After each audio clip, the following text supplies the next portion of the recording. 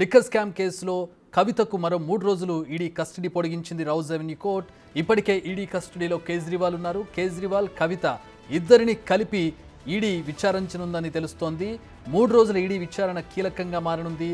విచారణలో కవిత, కేజ్రీవాల్ ఏం చెబుతారన్న దానిపై ఉత్కంఠగా మారింది. ఇప్పటికే ఫోన్ చాటింగ్లను ఈడీ సేకరించింది. మాగుంట శ్రీనివాసులు వాంగ్మూలం కీలకంగా మారనుంది.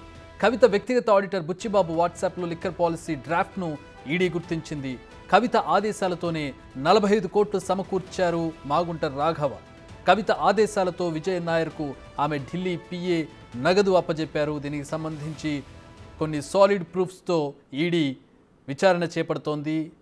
దానికి సంబంధించిన అప్డేట్స్ మనం చూస్తూ ఉన్నాం. ఢిల్లీ నుంచి మా ప్రతినిధి శివ జాయిన్ అవుతారు. కవిత, కేజ్రీవాల్ లిక్కర్ కేసుకు సంబంధించిన అప్డేట్స్ తెలుసుకుందాం. శివాని అడిగి, శివ, ఎదురెదురు కూర్చోబెట్టి విచారణ జరపడం అంటే ఒక కేసులో ప్రధాన నిందితులుగా ఉన్నటువంటి వాళ్లను ఎదురెదురుగా కూర్చోబెట్టి అలాగే విడివిడిగా వాళ్ళతో మాట్లాడి వాళ్ళు చెప్పేటటువంటి వివరాలను టాలీ చేసుకుంటూ చేయడం అనేది మనం తరచుగా చూస్తూ ఉంటాం ఇలాంటి ఇన్వెస్టిగేషన్ ఏజెన్సీస్ చేసేటప్పుడు. ఏంటి, ఎప్పుడు ఉండబోతోంది ఇలాంటి తరహా విచారణ ఏమైనా ఉండే అవకాశం కనపడుతోందా ఈ 3 రోజుల విచారణలో?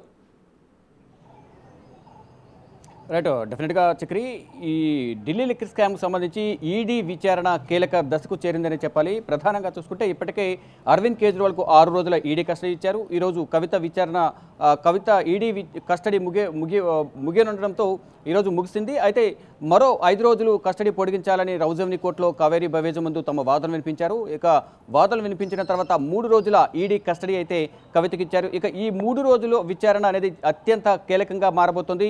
ఢిల్లీ లిక్కర్ స్కామ్లో కీలకంగా వ్యవహరించిన 2 సూత్రధారులు, దానిలో పాత్రధారులు, మొత్తం అందరూ కూడా ఢిల్లీ లిక్కర్ స్కామ్కు సంబంధించి ఈడీ విచారణలో అనేక వాస్తవాలను వారి దగ్గర వాంగ్మూలం రూపంలో ఇచ్చారు. కాబట్టి స్టేట్మెంట్ అంతా కూడా వారి దగ్గర ఉంది.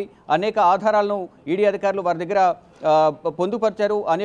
అనేక అభియోగాలను కూడా ఏదో ఢిల్లీ లిక్కర్ స్కామ్కు సంబంధించి ఇప్పటివరకు ఎవరైతే నిందితులుగా ఉన్నారో వారందరూ అప్రూవర్గా మారే సందర్భంలో రౌజ్ అవెన్యూ కోర్టులో గత న్యాయమూర్తి ఎంకే నాగ్పాల్ ముందు 144